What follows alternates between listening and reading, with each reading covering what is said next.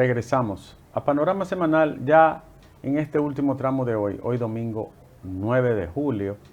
Hemos analizado la situación de Haití, la condición geopolítica, la influencia de Rusia y de China para que no se cree una fuerza interventora. Increíblemente, Domingo lo decodificó. Y finalmente, la guerra de Europa y de Estados Unidos contra Rusia. Olvídense de Ucrania, no, déjense de eso. OTAN y Estados Unidos frente a la vieja Rusia. ¿Y por qué ha tenido ese curso y no hay un desenlace hasta el momento? Hay como una especie de estandarización bélica, de un equilibrio bélico. Sí. Ni más para allá ni más para acá. Domingo. Y ni siquiera muchos muertos. No, para hablar de una guerra de ese tipo. De ese tipo. Y de un país que perdió 25 millones de personas en la Segunda Guerra Mundial.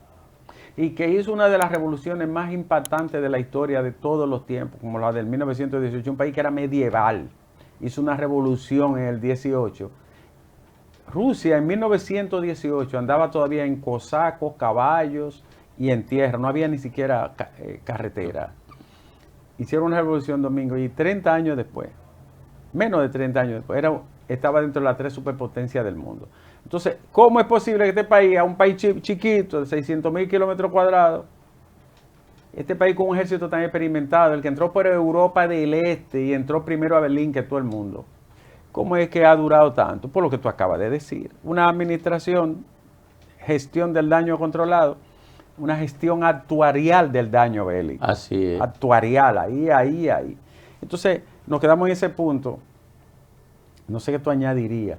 Byung-Chul Han dice, Michel Foucault llegó, pero la muerte no le dejó terminar la segunda parte de su teoría sobre biopolítica, porque Michel iba a caminar ya hacia la psicopolítica, pero ahí vino su muerte, que murió relativamente joven, creo que en el año 81, 83, por ahí. Y por eso no pudo terminar la parte ya, no de la incidencia sobre el cuerpo de la política como él lo veía, sino ya hacia la condición mental, hacia la psicología de la gente. Oye, todo esto que nosotros vemos como eventos impactantes se da en una plataforma de control del cuerpo y de control del pensamiento a través de la biopolítica y de la psicopolítica. ¿Qué ha fracasado, por ejemplo, en Haití? Oye, ¿qué ha fracasado en Haití? Fracasó el modelo de control, porque en la ausencia de recursos económicos no puede operar, Ricardo, con efectividad el control biopolítico y el control psicopolítico. ¿Por qué? Porque implica un uso intensivo de la tecnología y particularmente de la inteligencia artificial. Cuando Foucault intenta descifrar eso, que parece que era un cerebro extraordinario. Foucault, 58 años murió. Muy joven. Y, como tú dices, un cerebro universal, era galáctico. Bueno, Foucault parece que fue que motorizó el cambio del estructuralismo al postestructuralismo. Y el estructuralismo comienza a construirse con Nietzsche. Mira. Cientos de años antes. La gente se equivoca, excelente esa anotación. La gente se equivoca y cree que un intelectual tiene que decirlo todo para siempre. No, él puede dejarte un punto de discusión, incluso que sea superado, pero hacer la pregunta que nadie ha hecho. Esa es la función del intelectual. Es el filósofo. Es el filósofo. Es el filósofo. Hacerse la pregunta que nadie ha hecho, pero además, a partir de esa pregunta, descubrir lo que nadie ha descubierto. El mismo Foucault dice, y ahí Héctor se equivoca, no, que se quedó en la biopolítica. Foucault dice, Bárbaro Foucault, el hecho de que yo no tenga todas las preguntas no significa que no deba seguir haciendo. No, él lo dice de esta manera. El hecho de que yo no tenga todas las respuestas no significa que no deba seguir haciendo preguntas. O sea, eso es dialéctico, eso es histórico, pero eso es una genialidad, porque nunca vamos a tener todas las respuestas al mismo tiempo. O sea, un intelectual plantea una cuestión a profundidad, a gran calado, de un tema humano, de la condición humana, política, social, filosófica. Y lo que él está planteando es una interrogante que se está haciendo, que no necesariamente él tiene que responder y en ese instante se respondió, sino dejarla ahí en la palestra, para que el mundo se monte en eso. Pero claro que sí, mira, si Foucault hubiese vivido la etapa del desarrollo tecnológico que ha permitido Exacto. el desarrollo de la inteligencia artificial, le hubiese dado respuesta a todas las preguntas que él se hacía. Él no podía prever, como no previó Napoleón con su código, que lo consideró perfecto, el código civil y el código penal. No previó que un muchachito podía provocar un delito por aquí. Claro. No podía preverlo. No, pero además...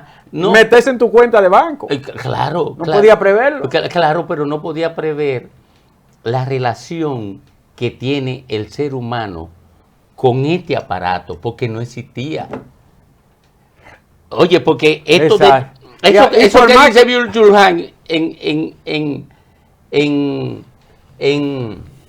en Infocracia, sí, en ese texto formidable, eso que dice Byung-Chul en Infocracia, que el control que hace el poder del ser humano en estos momentos lo hace a través de este dispositivo que conoce todo lo que el ser humano es, piensa, desea y hace a través de esto.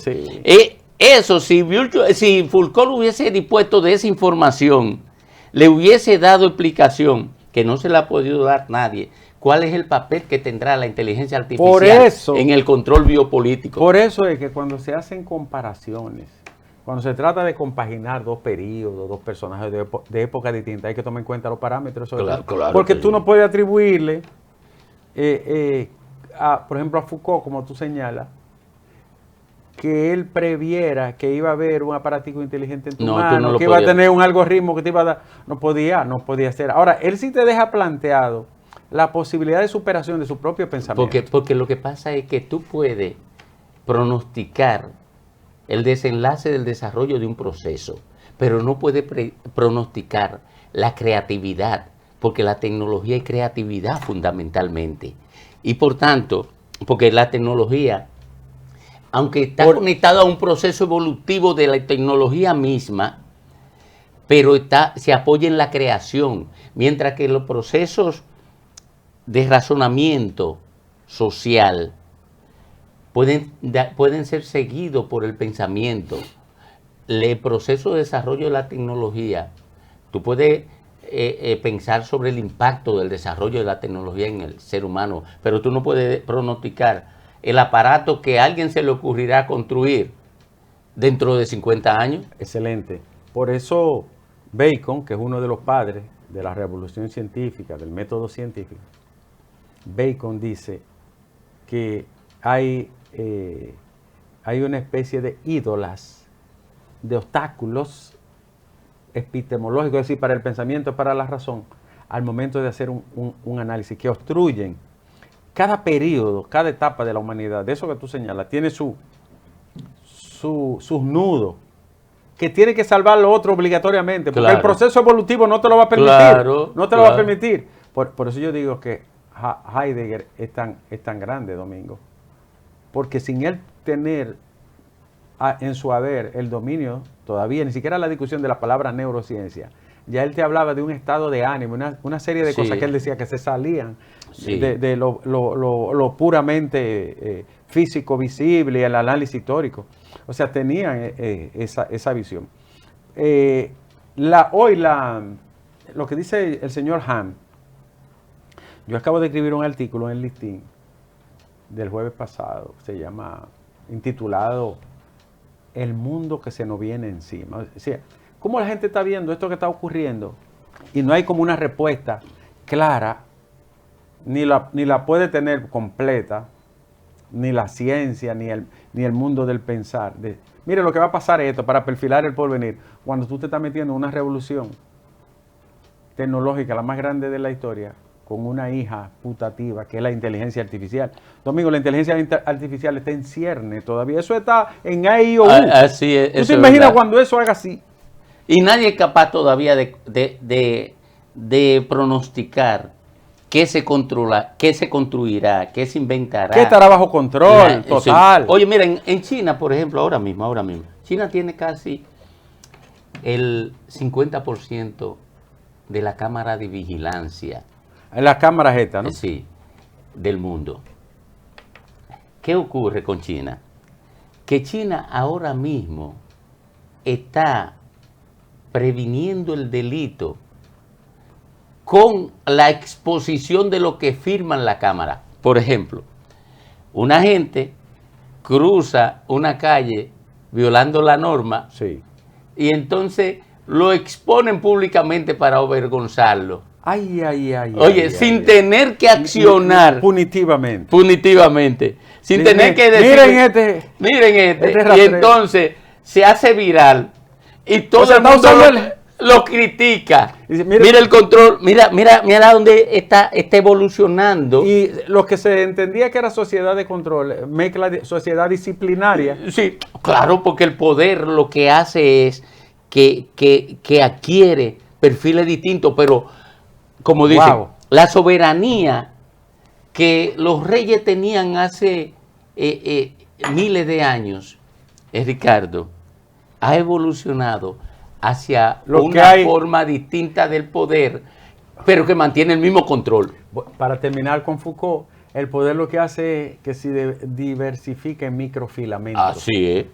Pero sigue siendo el poder. Para poder ser un poder biopolítico y psicopolítico. Y lo sigue siendo. Nos vemos, terminamos hoy. Así. Muy feliz sin Héctor aquí. Ay, sí, pude hablar, gracias a Dios. Panorama Semanal estará con ustedes el próximo domingo, Dios mediante. Nos vemos.